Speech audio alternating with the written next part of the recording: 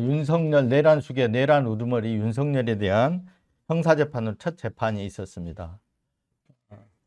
근데 뭐 어느 정도는 예상을 하셨을지 모르는데 윤석열의 어떤 그 막가는 행태라 그럴까요? 대통령 전직 대통령이라고 할 수 없을 정도의 어떤 품격 이런 걸 찾아볼 수 없었고요. 뭐 어떤 시정 자폐 수준 이 정도의 어떤 수준밖에 못 보여준 것 같아요. 그래서 뭐 재벌 괴 못준 원맨쇼 뭐 이런 식으로 이렇게 썸네일이 달렸는데 그 이유는 어제도 거의 93분, 오전에 42분, 오후에 뭐 한 50분 정도 거의 윤석열이 혼자 이렇게 떠드는 식의 이런 어떤 그 법정에서 혼자 떠드는 식의 행태를 보였고, 그리고 헌재 파면 결정이 난 게 지난 4월 4일인데 그로부터 불과 열흘밖에 지나지 않았습니다. 근데 헌재에서 배척된 거, 헌재에서 이미 거짓말로 드러난 내용들을 계속 되풀이, 그래서 썸네일에 이 잡범처럼 금붕어처럼 이런 썸네일이 달린 것 같습니다. 오늘 어제 있었던 8시간 20분 정도 휴정까지 포함해서 8시간 20분 진행됐는데 그 사안에 대해서 간단하게 이슈별 정리를 해보겠습니다. 우선 이제 재판을 하게 되면 인정신문이라는 걸 하게 됩니다. 우리가 병원에 가게 되면 이 처치 무슨 주사를 놓는다든가 이럴 때 처치에 앞서 가지고 주민등록번호, 어떤 이름, 당사자인지 여부를 확인하지 않습니까? 재판에서도 마찬가지로 공소장, 이 공소 사실에 해당하는 사람이 맞는 건지 이걸 확인하는 게 이제 인정신문이라고 합니다. 그래서 검사가 이름 묻고 주민등록번호 묻고 직업, 주소 이런 걸 물어보는데 어제는 전직 대통령이라고 직업을 얘기한 것 같고요. 그런 어떤 인정신문을 거쳐서 그 다음에 이제 검사가 어떤 제목으로 기소를 했다, 재판 회부를 했다 이런 공소 사실을 낭독하는데 1시간 7분 정도 걸렸다고 합니다. 이게 검찰의 공소장은 101페이지인데요. 아마 PPT로 띄워서 공소장을 낭독을 했는데 101페이지 전체를 한 것 같지는 않고요. 전체를 요약해서 하지 않았을까 이렇게 봅니다. 제가 어제 사실 뭐 이제 어제 재판 자체가 비공개로 진행됐고, 그래서 일부 그 풀단이라고 하죠. 법원의 풀단 기자들은 법정에 돌아가면서 교대에서 들어갔는데, 사실 저는 뭐 어제 법정을 들어간 건 아니지만 어제 나온 보도 그리고 오늘 아침 보도 등을 종합해 가지고 말씀을 드립니다. 그래서 핵심은 검찰이 윤석열에 대해서 공소한, 기소를 한 핵심 국헌문란 목적의 폭동입니다. 사실 이게 이제 내란죄라는 건데요. 그리고 내란죄에서 내란 우두머리 혐의를 윤석열은 받고 있고, 그 위에 이제 김용현, 뭐 조지호 경찰청장, 김봉식 서울경찰청장, 그리고 뭐 여인영 방첩사령관, 그리고 곽종근 특전사령관 등등 이런 군 관계자들, 이런 사람들은 내란 임무 중요 종사자로 되어 있습니다. 그러니까 내란 수계가 지시하고 내란 임무를 중요하게 수행하고 이 어떤 행위들이 연결이 돼 있고 직접적으로 관계가 돼 있기 때문에 어떻게 보면 공소장이 전체 동전의 앞뒷면처럼 거의 여기 내란죄로 내란 중요 임무 수행으로 기소된 사람들과 거의 공소장이 비슷하다고 볼 수 있습니다. 그래서 국헌문란 목적의 이제 폭동, 내란죄 요건이 국헌문란 목적, 그리고 이게 어떤 한 지역의 평화를 해야 하는 폭동, 소요 이런 걸 이제 얘기하는데, 그 부분에 대해서 이제 간단하게 검찰이 어떤 공소 사실을 핵심적으로 요약을 하면, 피고인 윤석열, 그리고 김용현 전 국방장관, 그리고 박완수 계엄사령관, 여인영 방첩사령관, 곽종근 특전사령관, 이진우 수방사령관 등등과 비상계엄을 선포하여 다수의 군인과 경찰을 동원하여 국회의원과 선관위 관계자들을 체포, 구금 등으로 강압함으로써 이 헌법기관, 국회, 입법부, 선관위, 이 헌법기관의 어떤 상권 분립한 기관이죠. 입법부, 국회는.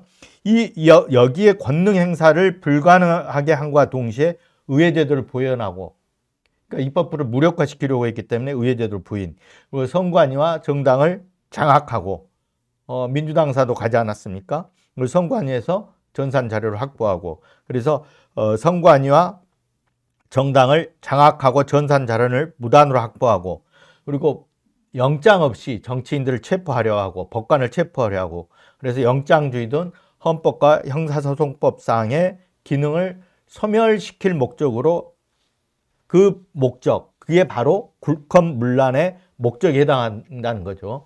그리고 국회와 선관위 이런 데 가가지고 군인들을 뭐 난입시키고 그래서 지역의 어떤 평온을 해왔지 않습니까? 그래서 이런 폭동을 일으키기로 모의 및 준비하였다. 이렇게 있고 폭동 지역으로서는 어제 예시로 든 데가 이제 국회. 국회에서 군인들이 난입한 거는 저희 이제 그 당시 12.3 비상계엄 당시에 TV 생중계로 국민들이 다 목도하지 않았습니까? 그리고 민주당사, 선관위도 나중에 CCTV로 다 나왔죠.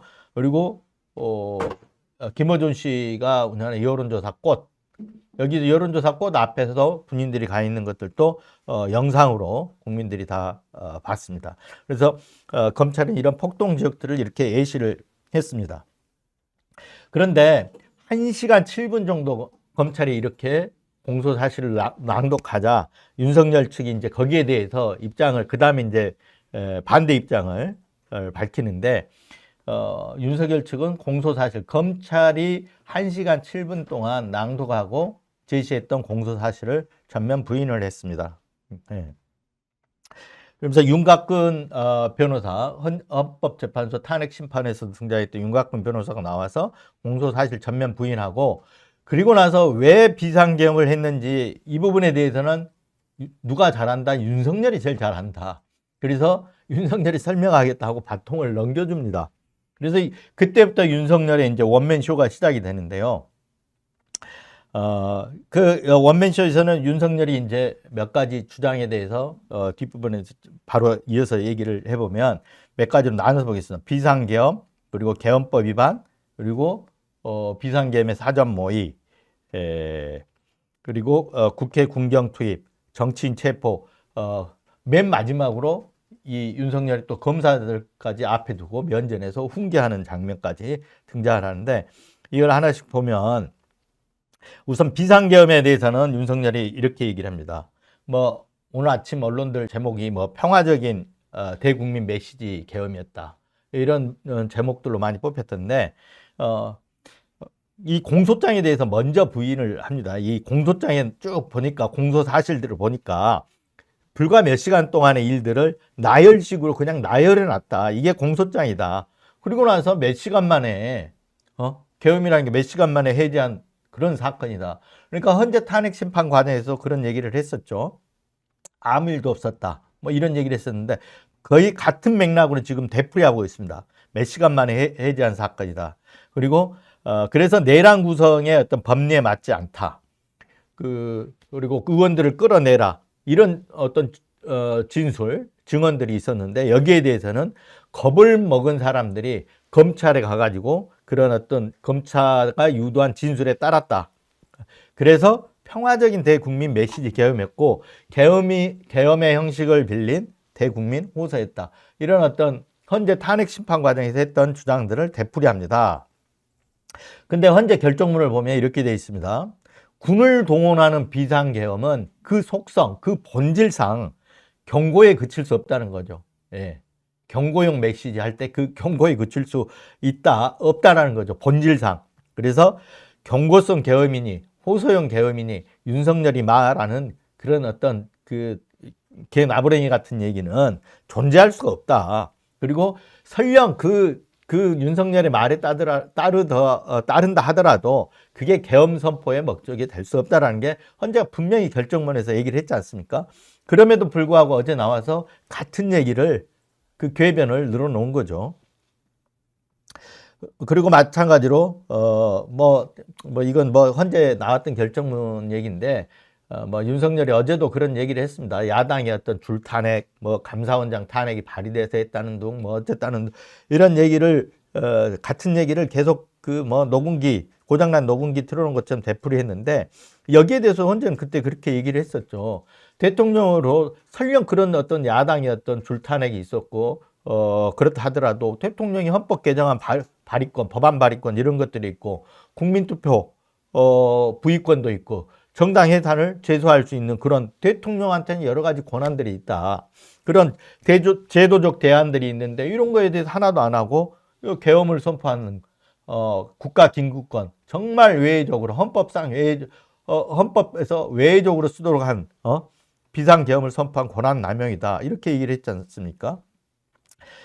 자, 그런데 이 계엄법 위반 부분에 대해서 어제 이제 그러니까 비상계엄 그리고 계엄법 위반이 비상계엄 언제 하냐? 사변, 전시 이런 어떤 또는 사변이나 전시 또는 그에 준하는 굉장히 중대한 상황, 위험한 상황에서 할 수 있다.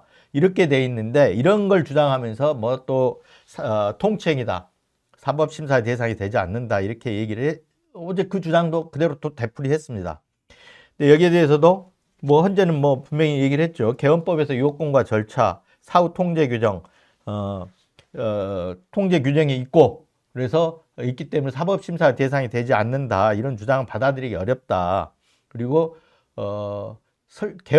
계엄을 비상계엄이 대통령의 어떤 권한이라 하더라도 법에 헌법과 법률에 따라서 해야 된다는 거죠. 근데 이게 계엄법 그런 요건, 실체적 요건, 사변이나 전시 이에 준하는 상황이 아니었다. 그리고 절차적 요건이 또 있지 않습니까? 국무회의 심의를 거쳐야 하고. 근데 이런 실체적 요건, 절차적 요건을 갖추지 않았기 때문에 사법심사의 대상이 될 수 없다는 윤석열 주장을 받아들일 수 없다는 게 헌재 판단이었죠. 네.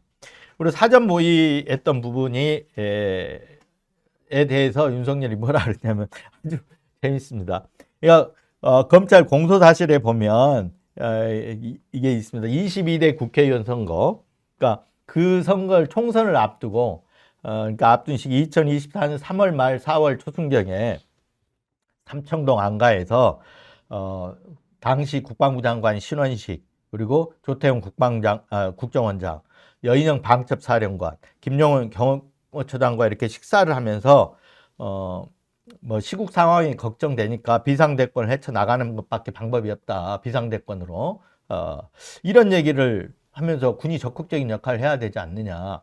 이게 이제 검찰에서는 사전 모의, 그렇죠. 사전 모의죠. 쿠데타의 사전 모의죠. 이렇게 봤는데 여기에 대해서 윤석열이 뭐라 그랬냐. 이제 군 정신교육 위한 자리였다는 겁니다. 군. 예. 그래서 요즘 군대는 군인들이 뭐 군인 같지 않고 공무원 같고 그래서 뭐 9 to 예를 들어서 9 to 6 하는 공무원 같고 유약하고 그래서 철저한 정신 무장이 필요해서 그런 정신교육이 좀 필요하다. 그런 얘기를 했을 뿐이지 사전 모의한 게 아니다. 코미디 같은 얘기다. 진짜 이런 코미디 같은 얘기를 실제 어제 법정에서 그렇게 얘기를 했습니다. 이런 얘기들로 윤석열이 93분을 떠든 겁니다. 그리고 국회 군경 투입 과정도 전부 국민들이 다 TV로 지켜보지 않았습니까? 근데 거기에 대해서 또 우원식 국회의장과 그 당시에 경찰들이 정문을 봉쇄하고 있고 그러니까 우원식 국회의장 담을 넘어가 월담했잖아. 담을 넘어서 국회 본회의장으로 갔잖아요. 이재명 더불어민주당 대표도 마찬가지고요. 근데 여기에 대해서 아무도 없었는데 우원식 국회의장과 이재명 민주당 대표가 사진을 찍으면서 우원식 국회의장 그 담 넘는 사진이 나왔죠. 그러니까 이걸 지칭한 겁니다. 그 월담 쇼를 했다. 그리고 월담 쇼가 사진에도 다 찍혔다. 이렇게 얘기한 겁니다. 국회에 못 들어간 사람 없었다. 아무도 없었다. 봉쇄되지 않았다. 봉쇄했으면 어떻게 월담하냐. 뭐 이런 논리인데요. 아무도 없었다. 당연히 아무도 없죠. 왜? 봉쇄된 곳으로 들어가면 못 들어가니까 아무도 없는 곳으로 가갖고 담을 넘어서 들어간 거 아닙니까? 그런데 이런 궤변은 어제 늘어났습니다.